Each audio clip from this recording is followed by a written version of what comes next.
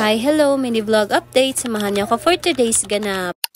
Good morning people, good morning everyone. Dahil nga hindi ko pa ito natapos, kaya itong araw na to ay tatapusin ko na. Para nga mataniman ko na ito ulit ng panibagong kamote. Tinapos ko na pala talaga ito kasi araw ng tag-init. Kasi pag nagkataon na abutan tayo ng tag-ulan, ay tutubo naman ulit yung damo na tinabas ko. Kahit kaunti na lang itong tatabasin ko, ay naabutan pa rin ako ng 1 oras dito. Kasi bukod sa pagtatabas, ay niligpit ko din itong konting basurang naiiwan dito. Kaya may mga basurang naiwan dito kasi itong nasa gilid ko, tindahan kasi to. Dahil yung mga batang bumibili dito ay kahit saan na lang nila iniiwan yung mga balat ng kinainan nila. Kahit saan na lang nila tinatapon. Kung saan sila kumakain, doon lang din nila tinatapon. Hindi naman ako against sa nagtitinda dito, pero sana ugaliin yung malinis ang paligid nyo. Para wala kayong maagrabyadong kapitbahay o ibang tao. Dito, ginamitan ko na lang ng wales para mas madali. Dahil kung kakamayin ko pa din, baka abutan tayo dito ng gabi. Bukod pala sa kamote na itatanim ko, ay nagtanim din ako ng kamuting kahoy sa gilid para may bakod itong ating mini garden.